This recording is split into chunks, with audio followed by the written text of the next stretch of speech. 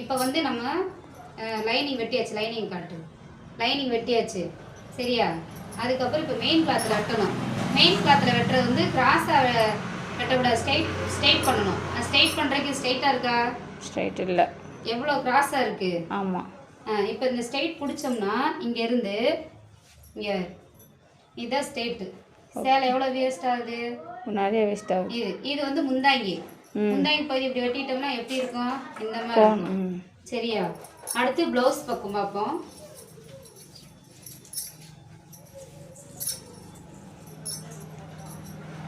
இது ப்ளவுஸ்.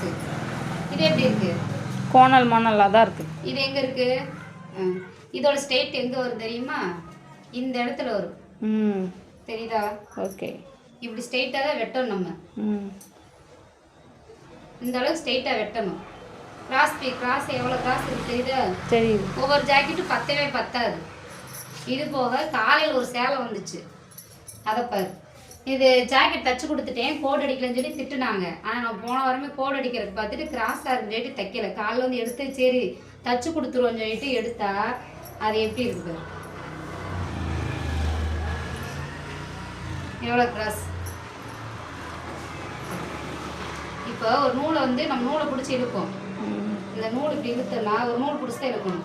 அந்த நூல் பிடிச்சி இழுத்தோம்னா இங்கே எவ்வளோ கிராஸ் வருதுன்னு தெரியும். கை போகுதா? சுருக்கு சுருக்கா வருதா கையில்?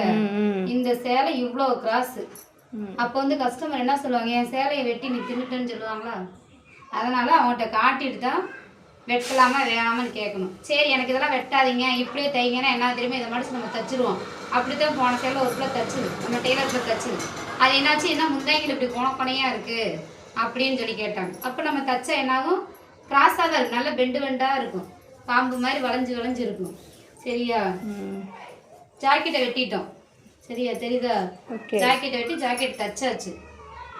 இந்த பக்கம் ஜாக்கெட் வந்து நம்ம வெட்டினது கிடையாது, அவங்க வெட்டி வெளியில் எங்கேயும் வெட்டி கொண்டு வந்திருக்காங்க கம்பெனிலே. இதுவும் பாரு கோணலாக தான் இருக்கு. இப்போ இதில் வந்து இந்த பக்கம் பாதியை வெட்டிட்டு இப்போ இங்கே ஸ்ட்ரைட் இது இந்த ஸ்ட்ரைட் இங்கே ஸ்ட்ரைட் பிடிச்சனே தெரியும். தெரியுதா? ஸ்ட்ரைட்டா இப்படி பிடிச்சோன்னா கிராஸாக தெரியுதா? அந்த துணி கிராஸ் போகுதா? இப்படி பண்ண துணி ஸ்ட்ரைட். இங்கே ஸ்ட்ரைட் விழுதா? அந்த கரப்பது ஒரே நேர்கோட்டில் வருதா? ஒரே நேர்கோட்டில் வர்றதே வந்து வந்தாதான் அது ஸ்ட்ரைட்டு. சரிதா? இங்கே எவ்வளோ மடிச்சிருக்கேன்? ஒரு பாயிண்ட் தான்.